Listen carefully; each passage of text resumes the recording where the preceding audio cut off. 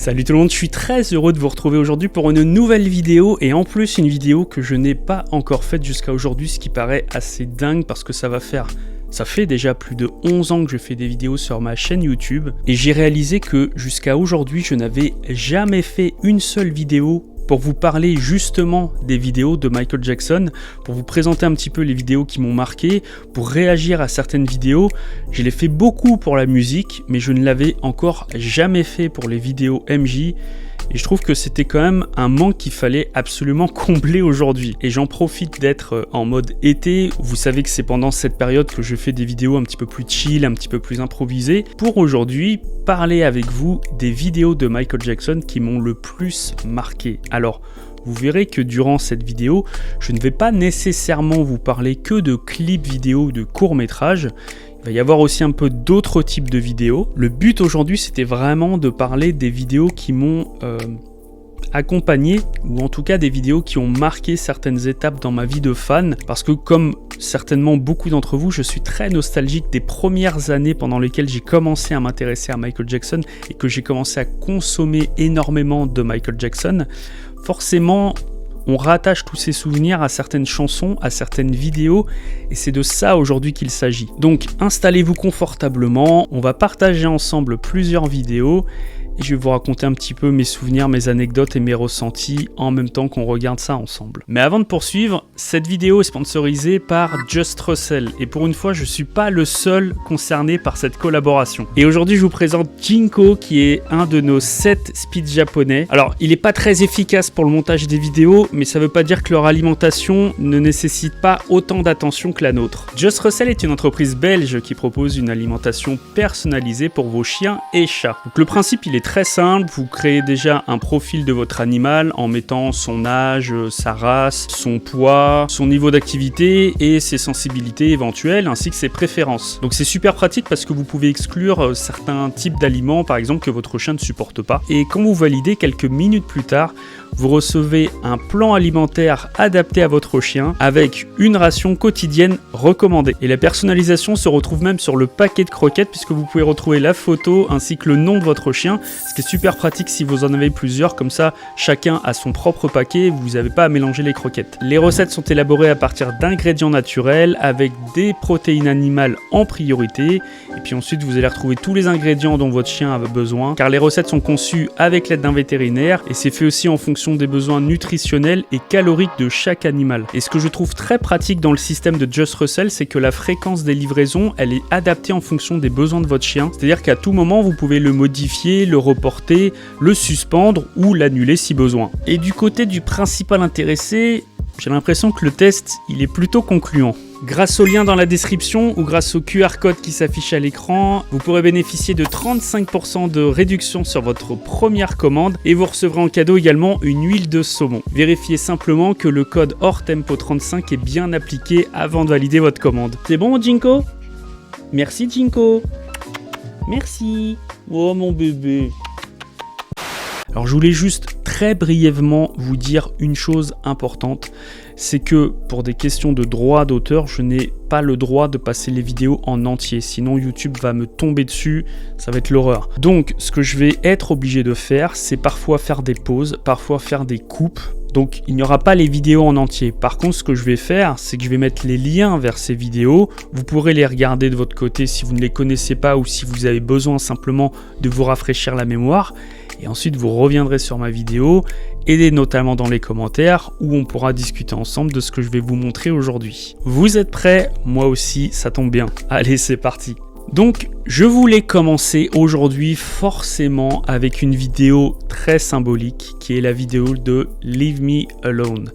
Car vous le savez, je l'ai répété maintes et maintes fois, c'est à partir de cette chanson que j'ai commencé à m'intéresser à Michael Jackson. Mes premiers contacts avec sa musique datent un tout petit peu avant, quelques mois auparavant avec la chanson Smooth Criminal, mais c'est avec Leave Me Alone que j'ai véritablement plongé dans son univers. Mon mezzo audio que je ne quitte plus. Ah...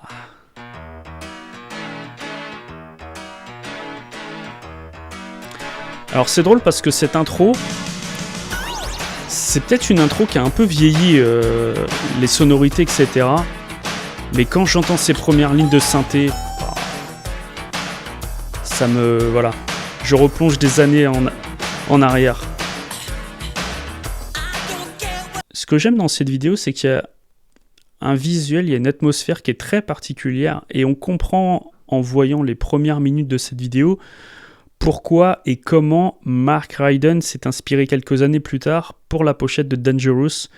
Et effectivement, on comprend totalement en voyant les premières secondes de cette vidéo qu'on est dans un univers totalement particulier à mi-chemin entre l'attraction et le voyage dans l'esprit de Michael Jackson. Et je trouve que c'est très bien symbolisé en fait dans cette vidéo. On a plein de choses qui sont mélangées. Ah voilà, alors ça, voilà. Je m'épose, voilà. La scène du dentier, je l'ai déjà répété plusieurs fois, mais à l'époque, cette scène me faisait un peu peur. Faut se remettre dans le contexte, hein. Là on est en juin 89, j'ai pas encore 8 ans, j'ai 7 ans et demi, donc il y a des images comme ça qui parfois vont avoir peut-être une tendance à vous impressionner un petit peu, à vous faire un peu frissonner. Moi, cette image du dentier qui claque, on est typiquement dans ce type d'image qui m'a marqué, qui m'a impressionné. Je me disais toujours, est-ce qu'il va arriver à passer? Ce qui est idiot, puisque forcément il passe. Mais quand je revois ça aujourd'hui, je repense toujours à ça. C'est fou.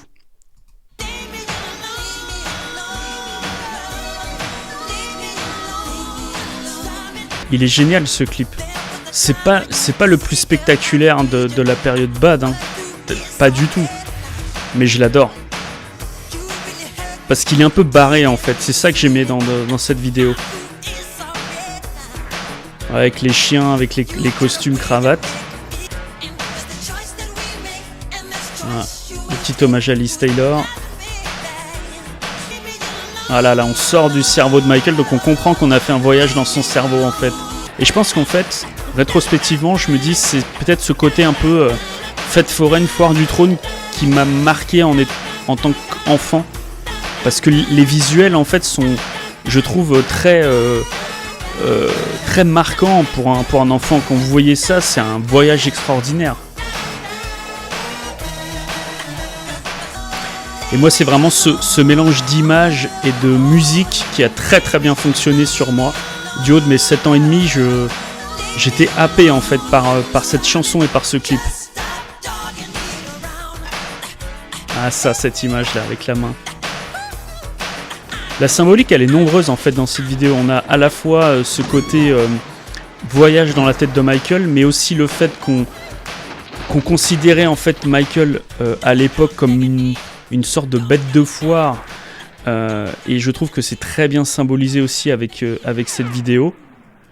Et donc c'est un peu, il y a plusieurs lectures en fait dans ces vidéos. C'est en ça que je la trouve intéressante et que je trouve qu'on la néglige un petit peu trop. Leave Me Alone, c'est absolument pas la chanson, c'est absolument pas la vidéo plutôt à laquelle on va penser quand on va parler de l'album Bad. Et pourtant, je trouve qu'il y a plusieurs lectures très intéressantes dans cette vidéo, certainement des lectures plus personnelles que dans les autres vidéos de l'album. Et moi, j'aime beaucoup Leave Me Alone parce que forcément, ça me ramène à ces premiers instants, à ces premiers contacts que j'ai eus avec Michael Jackson.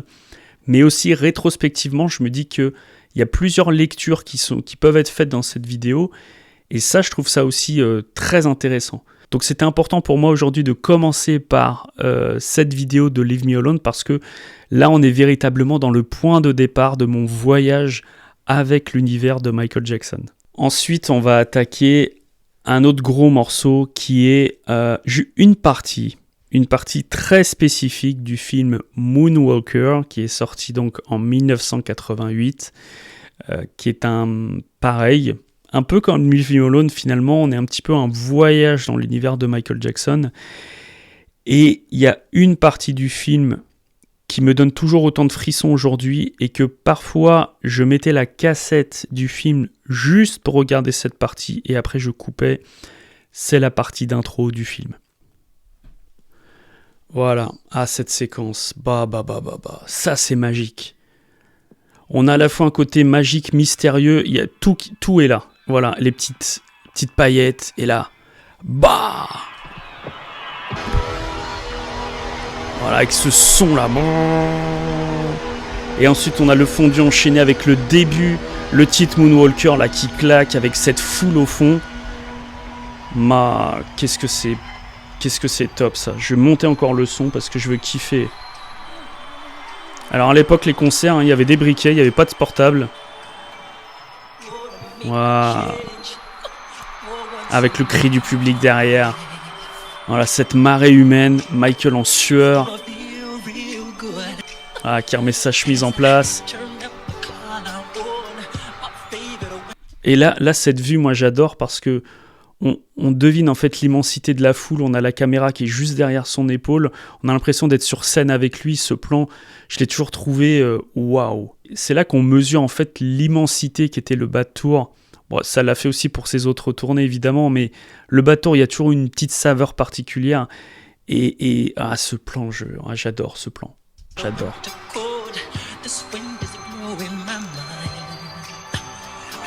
Voilà, et on a un petit peu les fans en délire, les plans où on voit les fans durant les concerts. Regardez-moi ça, qu'est-ce que c'est? Waouh! Les fans qui pleurent.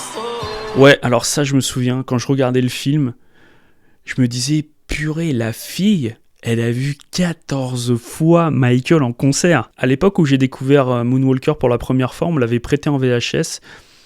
Je pense que ça doit être aux alentours de 92 que j'ai dû le voir pour la première fois.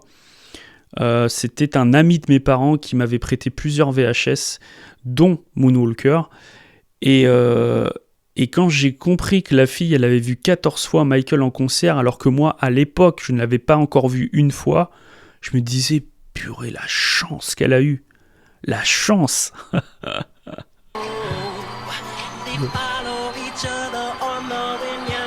Ah, ça aussi, ce plan-là, avec la scène. Regardez-moi ça.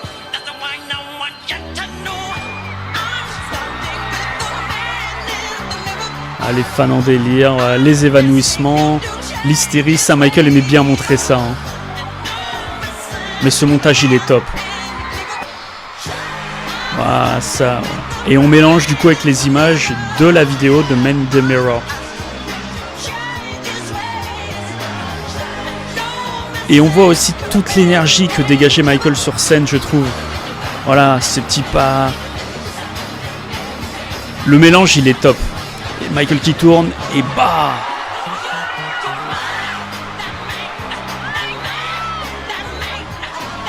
Ça me fout des frissons, ça.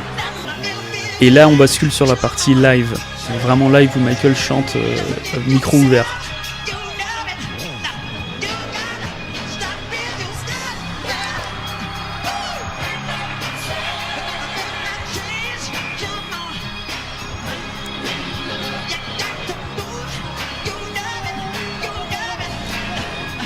Quand on voit ça, et qu'on voit le bas de tour que nous a sorti officiellement l'Estate of Michael Jackson en qualité VHS absolument dégueulasse, on se dit, bah, vous vous foutez de nous, quoi, c'est pas possible.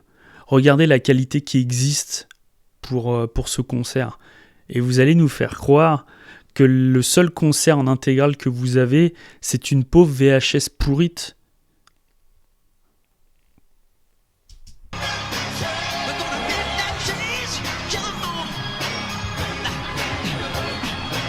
Voilà, moi quand je regardais ça à l'époque, j'étais scotché, j'étais hypnotisé.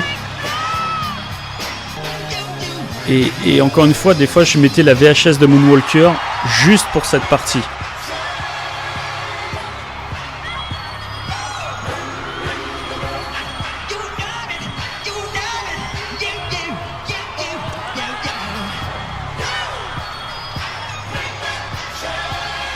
J'étais en apnée en fait quand je regardais ça. J'étais abasourdi par ce que je voyais.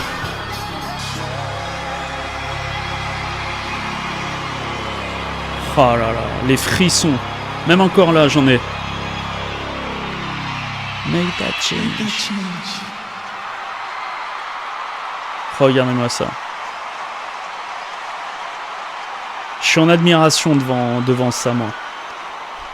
Je suis en admiration devant ça. Il y a un truc que j'avais envie de réagir sur les réseaux sociaux et je ne l'ai pas forcément fait de la manière dont je vais le faire là. Aujourd'hui, on se rend compte sur les réseaux sociaux qu'on a pas mal de débats, notamment récemment avec la venue de Bruno Mars au Stade de France, où certains, pas tous, mais certains ont critiqué la taille de la scène, le fait que c'était pas une scène centrale avec plusieurs passages pour aller aux quatre coins du stade.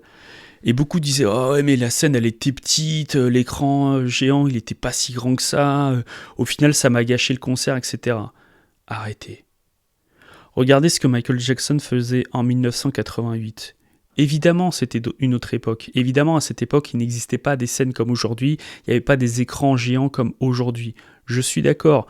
Ceci étant, pour moi, la taille de la scène, ça n'a rien à voir avec la qualité d'un concert. Aujourd'hui, je trouve qu'on se perd dans le gigantisme, dans la surenchère de moyens et d'effets pyrotechniques et d'effets visuels, alors que pour moi, un concert, c'est avant tout une performance scénique et vocale. Et pour moi, dégager quelque chose comme Michael Jackson dégageait, ça n'a rien à voir avec la taille de la scène. Vous pouvez mettre la plus grande scène que vous voulez dans un stade. Si vous n'avez pas un artiste qui soit magique, qui soit hypnotisant, qui soit captivant, ça sert à rien de faire ça. Et vous voyez, la scène du bas de tour, elle était plus petite que la scène de Bruno Mars. Et pourtant, quel putain de concert! Et quel putain d'artiste! Voilà, j'avais envie de dire ça. Vous me direz en commentaire si vous êtes d'accord, pas d'accord. Mais j'avais envie de réagir à ça parce que quand on voit ces images-là, on se dit que la taille de la scène, on s'en contrefout totalement. Et on va continuer avec une claque. À chaque fois que j'ai eu l'occasion de vous parler de l'album History, je vous ai toujours parlé de ce teaser. Et j'avais envie qu'on en reparle encore une fois aujourd'hui parce que je ne peux pas parler des vidéos de Michael Jackson qui m'ont marqué sans vous parler de ce teaser de History. On est en 1995. On attend le nouvel album de Michael Jackson depuis quasiment 4 ans. Michael a été absent pendant de très longs mois, notamment à cause de cette affaire de 1993. Et il marque son grand retour. Beaucoup pensaient que Michael était terminé. Voilà. Que ça l'avait enterré, que ok, il allait revenir avec un album, mais... Et Michael revient avec ce teaser. Et pour moi, ce teaser, c'est un banger, c'est une énorme claque dans la tronche. La première fois que j'ai vu ce teaser, c'était sur TF1. J'ai pris une claque monumentale. Je sais que parfois on utilise un petit peu ce terme, un peu à tort et à travers. On dit « Ah, j'étais KO debout, j'étais waouh, c'était insane ». Ouais, mais là, c'est littéralement ce qui s'est passé pour moi. Je me souviens parfaitement de la première fois que je l'ai vu, pourtant c'était sur ma petite télé 36 cm dans ma chambre d'ado.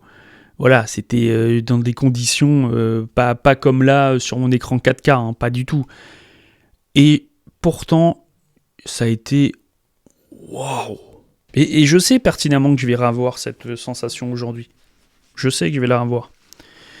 Alors, on a dit de ce teaser, à l'époque, il a fait un petit peu une polémique parce qu'on disait que voilà, c'était une manière pour Michael de glorifier les anciennes vidéos de propagande communiste, ou voire même nazie. Il s'est appuyé, en fait, effectivement, sur cet effet de propagande pour montrer que j'ai un statut. Je suis Michael Jackson, je suis le King of Pop, je suis l'artiste le plus connu au monde, je reviens avec un nouvel album, on a essayé de m'enterrer, on a essayé de me mettre plus bas que terre, mais attendez, je suis Michael Jackson. Ce teaser, c'est ça. C'est ça. Voilà, avec les voix russes au départ. Voilà. Voilà, alors effectivement on a toute cette symbolique de soldats, d'armée, et c'est ça qui dérangeait en fait à l'époque. On disait que c'était très mégalomane, que c'était un peu dérangeant. Mais moi, quand j'ai vu ça, imaginez-vous à l'époque, hein, quand on voit ça on se dit, qu'est-ce qu'il nous fait là? Regardez-moi ça. Voilà, avec l'œil de Michael, voilà, cet œil qu'on voit et on se dit waouh. On commence à deviner en fait. On a quelques ingrédients comme ça qui sont distillés dans les premières secondes. Avec les chants derrière, les chants russes qui montent.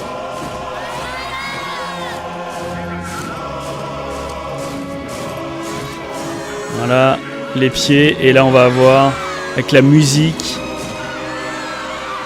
Voilà. Là, on a Michael dans son costume étincelant, avec ses lunettes miroirs qui sont absolument magnifiques. Et bon Dieu, ce qu'il dégage. Là, il dégage quelque chose. Voilà, donc là, on arrête la première partie et on va enchaîner un petit interlude avant la partie finale du teaser. Et dans cet interlude, on va avoir ce côté chorégraphie militaire que Michael aime et qu'il va réutiliser notamment, par exemple, pour la préparation des concerts de This Is It, où on allait retrouver un petit peu cette chorégraphie militaire avec des lignes de soldats derrière lui. Et là, on est dans la partie qui dérangeait un peu plus parce qu'il y avait ce côté parade militaire et il y avait ce maniement des armes. Alors c'est vrai que Michael, dans l'interview avec Diane Sawyer, disait que dans ce teaser, il n'y avait pas de canon, il n'y avait pas d'armes. Si, il y avait des armes. On voit, vous allez voir quelques militaires qui manient un fusil. Mais bon, franchement, aujourd'hui, je ne suis pas sûr que ça fasse la même polémique qu'à l'époque. Hein. Voilà, et là, on va avoir cet effet de foule énorme. Voilà. Alors, on devine légèrement la ligne, hein, en fait. On la devine, la ligne. Mais bon, c'est quand même bien fait. Et on a cet effet... On a cette impression de masse militaire énorme qui accompagne son général. Voilà, là, on a des fusils quand même. Bon, même ça reste léger. Hein. On a le maniement des fusils un peu comme les Marines américains. Voilà, et là on va attaquer la dernière partie où on va voir cette montée en intensité pour la découverte de la statue de History. Voilà, on a quelques explosions, on règne un peu un chaos, une espèce d'hystérie collective. Voilà, les spots, voilà, et ça on a le plan où on devine l'énorme statue qui est bâchée.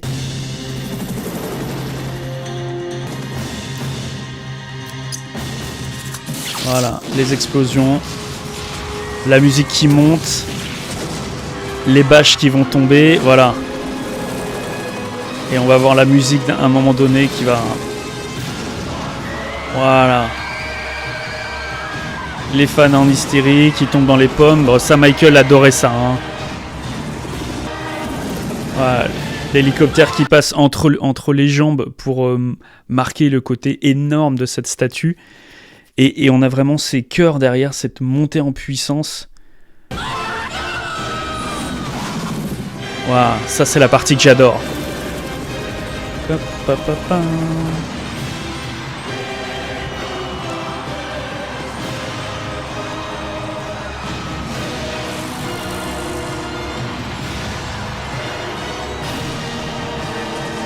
Avec ce plan et le poids historique.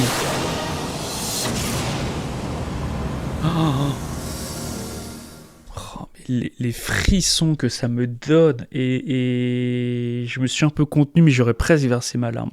C'est une merveille de mégalomanie, une merveille de surenchère. Ce teaser dégage de la puissance de l'artiste, la puissance des images, la puissance de la musique, toute la puissance émotionnelle en fait que ça dégage. Et là Michael nous dit tout le monde se calme là, moi je reviens. Et il est revenu en plus avec un magnifique album History, j'adore cet album, je l'ai vécu à fond et ça a commencé en fait avec ce teaser et ça c'est une vidéo qui m'a profondément marqué.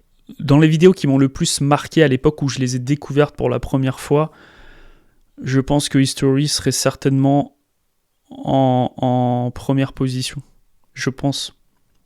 30 ans après, ça m'a pas quitté, j'ai toujours cette sensation quand je le vois. On va enchaîner maintenant avec une autre vidéo qui m'a marqué et que j'adorais regarder à l'époque. Je regarde peut-être moins à l'heure actuelle. C'est vrai que je regarde moins de vidéos de Michael. J'ai moins tendance à me replonger dans mes vidéos comme je faisais avant. Les dimanches après-midi, je faisais des après-midi vidéo Michael. J'avais mon magnétoscope dans ma chambre, ma petite télé 36 cm, et j'enchaînais les vidéos comme ça. Aujourd'hui, je le fais beaucoup moins, ça. C'est vrai que nos habitudes changent, en fait, avec les années. Mais il y a une autre vidéo que je voulais vous montrer, parce que pour moi, c'est probablement la plus belle prestation live de Billie Jean.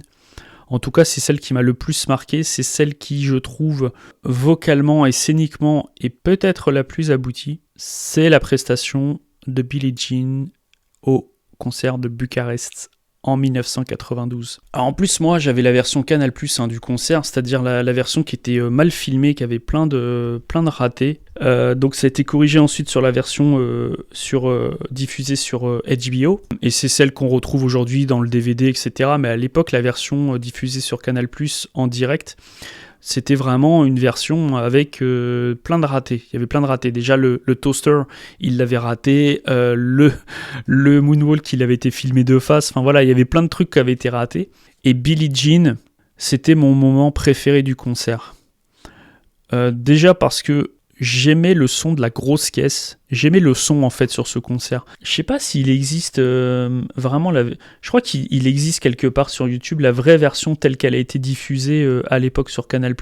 Ouais, parce que là, ils mettent la version BBC, mais je crois que je l'avais déjà regardé. Il me semble que c'était pas le moonwalk filmé de face. Bon, on va mettre celle-là. Allez, c'est parti. Voilà, la grosse caisse, là... Elle a un côté un peu lourd. Voilà, et on a la scène qui descend parce que juste avant c'était Thriller. Et j'adore cette intro avec la scène qui descend petit à petit. Voilà, cette foule derrière qui exulte parce que forcément Billie Jean c'était le point d'orgue de tous les concerts de Michael. Tout le monde attendait qu'il fasse son moonwalk. Ah, ça j'adore. Ce plan. Et ce plan de la scène qui descend et où on découvre les musiciens derrière, j'aimais beaucoup ce plan. Et là, Michael, il est au top, là.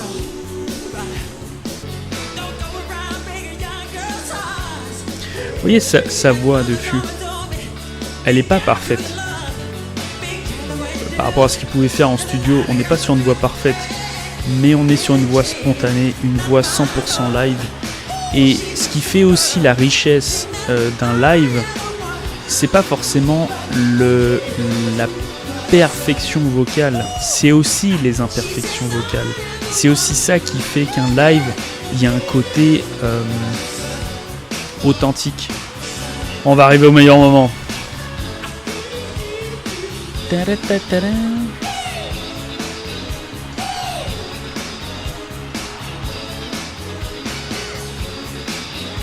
Ouais, donc là c'est filmé de côté. Là pareil, le stop on the toes. Voilà, qui est parfait. Donc là c'est filmé bien de côté, donc effectivement c'est la version retravaillée HBO. Dans la version diffusée sur Canal, au moment du moonwalk, le réalisateur a mis un plan où c'est filmé en face. Et on filme pas un moonwalk de face. C'est une hérésie totale. Mais bon, peu importe.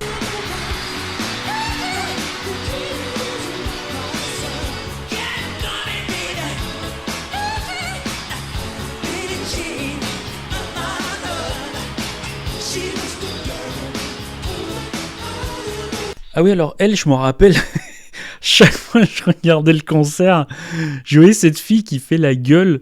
Je me disais, mais attends, t'es à un concert de Michael Jackson et tu fais la gueule comme ça, mais oh, t'es en train de vivre un moment de dingue là. Réveille-toi un peu.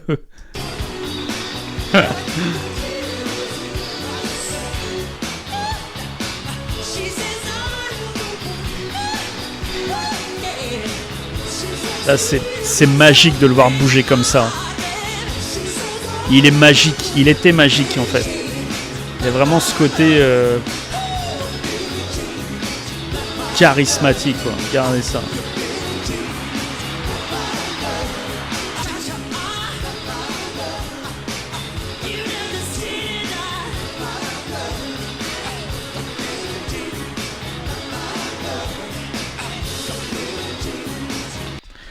fait, je connais pas d'artistes aujourd'hui. Je regarde plein de concerts, plein d'artistes actuels, ce qu'ils font sur scène, etc.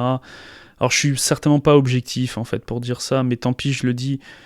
Je retrouve pas d'artiste aujourd'hui qui dégage ce que Michael Jackson dégageait. Une espèce d'aisance sur scène et en même temps une espèce de magie. Il savait capter la foule en fait. La foule était totalement captivée par lui. Il y avait ce côté hypnotisant. On le regardait, on se disait waouh. La manière dont il bouge, la manière dont il vit ses chansons. Là dans Billie Jean, c'est fou quoi. Le moindre petit mouvement de tête, de main, de pied, tout est pensé et tout est un ensemble qui participe à cette magie, à ce charisme incroyable qu'il dégageait sur scène. On a l'impression que tout est facile, on a l'impression que tout est simple, inné, qu'il déroule ça, et en fin de compte, on se rend compte que c'est énormément de travail. Mais le travail, il l'a tellement fait que ça devenait naturel. C'est pas quelque chose de forcé, c'est une aisance naturelle. C'est une manière de se mouvoir qui est naturelle et qui était hors du commun, en fait. Et je trouve qu'on s'en rend bien compte quand on regarde ça.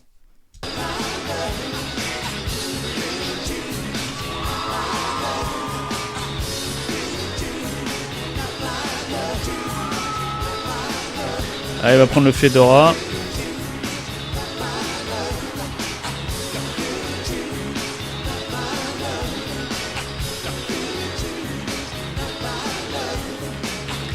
Et on va avoir le petit mouvement de tête au musicien pour dire ok, on fait l'interlude. Là. Voilà. Là, on démarre la partie.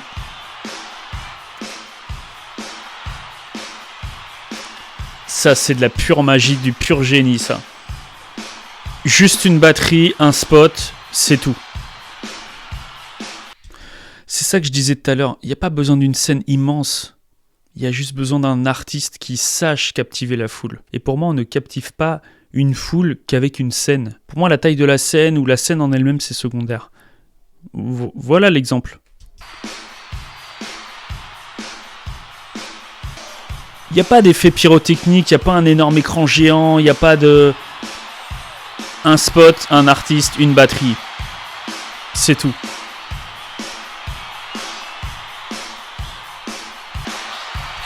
Oh, les plans avec la foule derrière. Oh là, ça aussi, ça me captivait. Ça aussi, moi, ça me... Waouh. Je voyais l'immensité de la foule, je me disais... Et le chapeau. Voilà. Ah là là, le chapeau.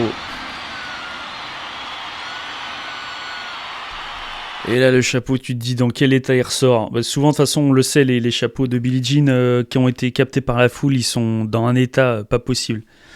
Donc, vous voyez, là cette prestation, comme je le disais, en fait, pendant la lecture, pour moi, alors, à mon sens, et je parle avec mes goûts perso, pour moi, c'est la plus belle version live de Billie Jean qui existe.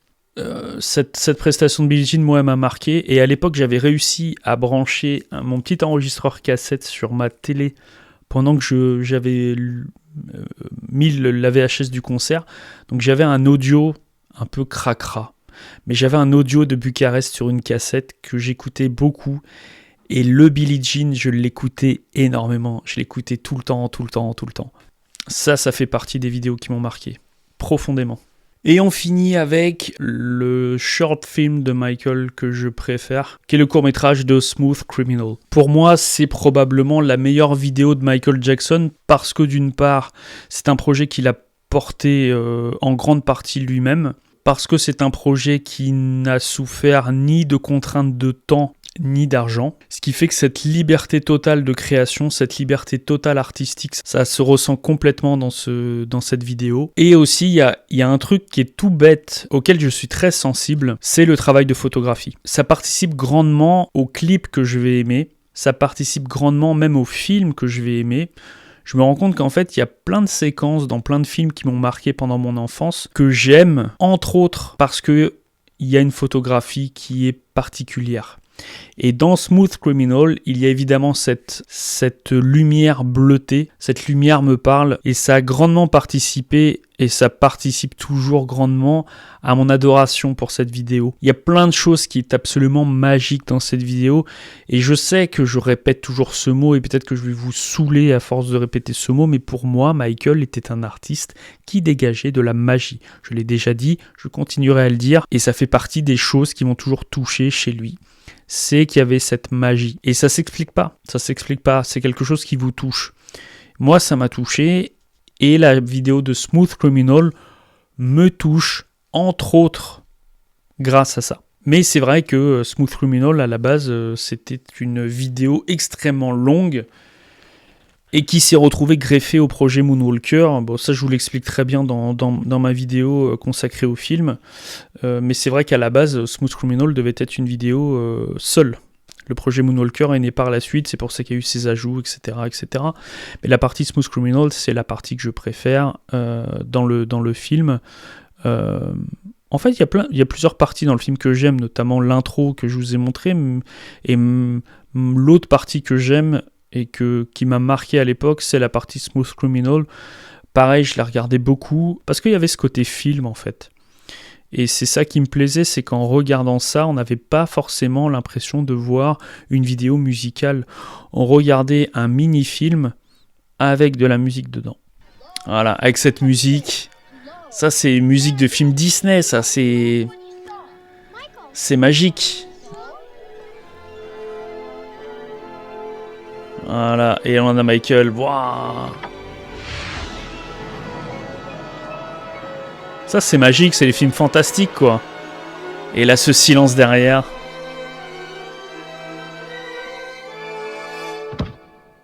Tout s'arrête. Tout est en suspens. Il y a une tension dans l'air, on se dit qu'est-ce qui va se passer.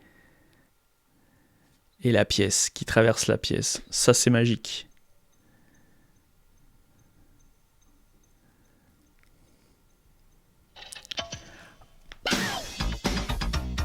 Avec cette basse qui donne vraiment ce côté un peu mystère, un peu tension à la chanson.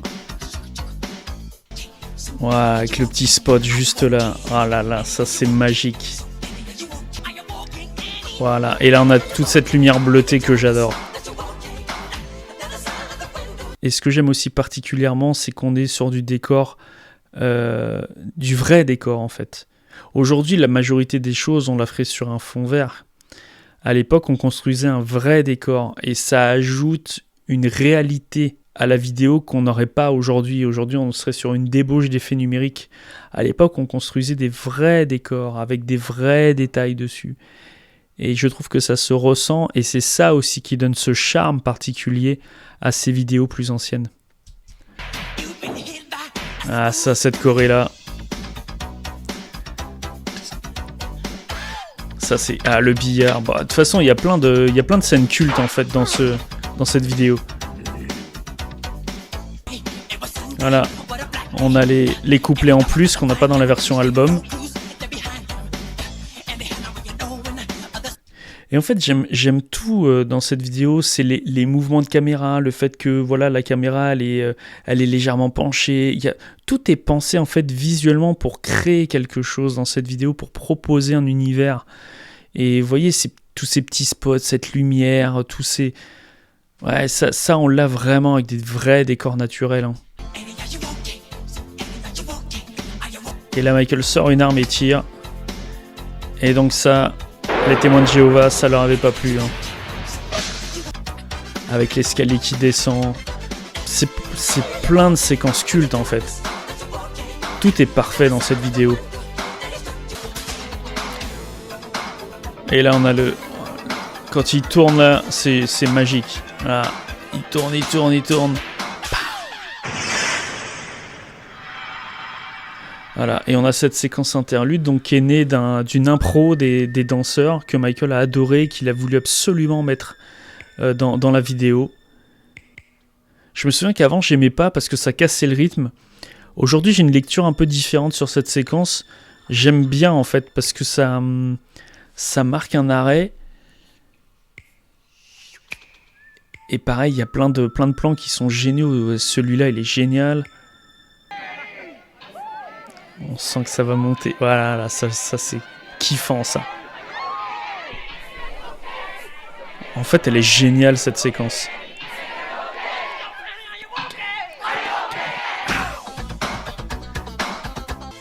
Et là, la magie. Alors, on va pas se mentir, on a tous essayé à un moment donné de faire le lean, comme on a tous essayé un jour de faire un moonwalk. Et autant le moonwalk, on peut y arriver, autant le lean, c'est pas possible. Parce qu'il y avait un truc à l'époque qui fait que Michael défiait la gravité. Mais visuellement, qu'est-ce que c'était bien trouvé. Encore une fois, ça rajoute de la magie. Michael défiait les lois de la gravité. Comme il défiait en quelque sorte les lois de la physique quand il marchait en arrière. Et c'est ce qui rajoutait beaucoup de spectaculaire à sa danse et à ses spectacles et à ses vidéos.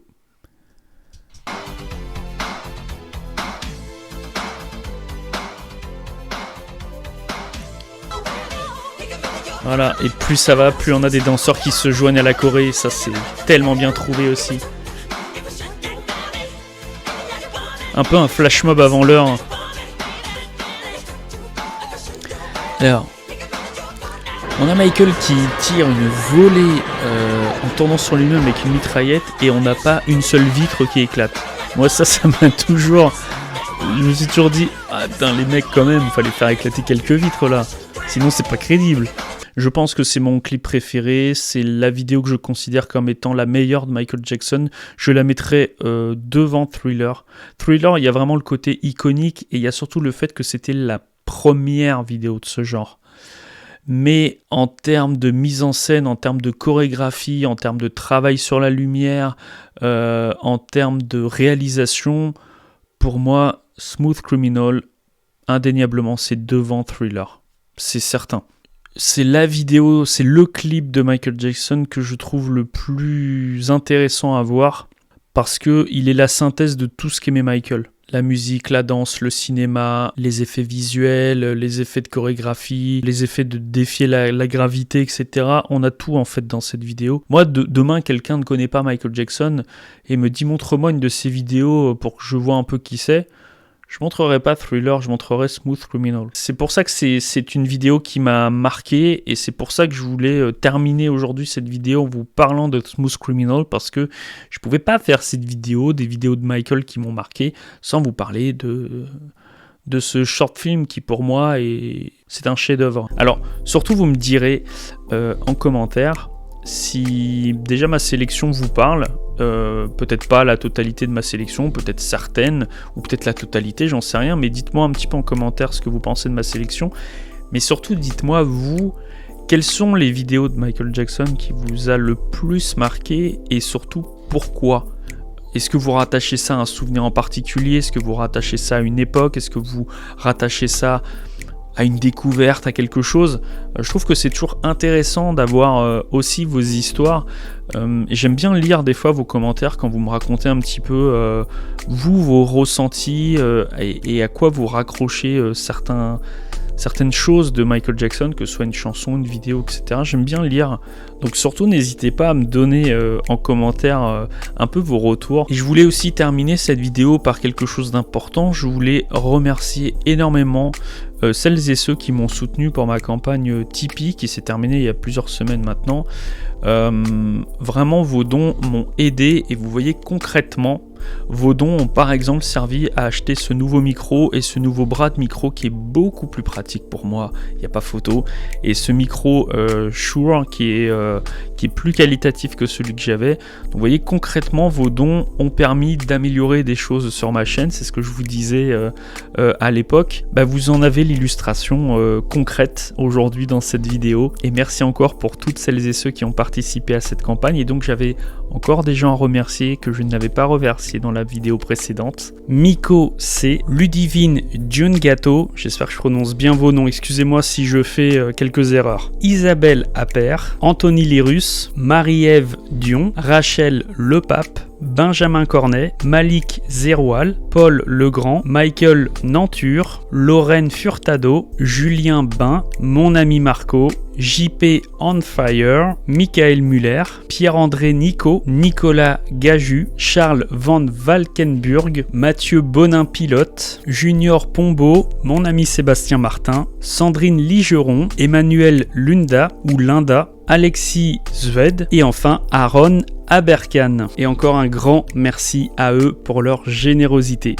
L'actualité, c'est aussi bien sûr mon livre qui est disponible sur Amazon depuis le 14 juin dernier, qui rencontre un beau succès. Franchement, pour un livre auto-édité, vous avez dépassé mes attentes parce que j'espérais au moins 500 exemplaires vendus et ils sont d'ores et déjà dépassés. Donc merci infiniment vraiment pour votre soutien, pour avoir acheté mon livre en grand nombre et surtout pour vos retours, parce que j'ai eu énormément de retours positifs sur mon livre et ça me fait très plaisir. Quant à moi, je vous prépare de nouvelles vidéos pour la rentrée. J'ai plusieurs grosses vidéos qui sont en cours d'écriture et de réalisation. Donc très bientôt, je retrouverai mon rythme avec des vidéos plus travaillées sur des thématiques bien précises. J'en ai plusieurs qui sont en préparation, donc voilà. Encore un tout petit peu de patience et ça arrivera bientôt. Merci beaucoup d'avoir regardé cette vidéo. N'hésitez pas à vous abonner à la chaîne, à liker, à commenter. C'est pas grand chose, mais ça m'aidera beaucoup au développement de ma chaîne et à la visibilité de mes futures vidéos. Quant à moi, je vous dis à très bientôt pour d'autres vidéos. Ciao!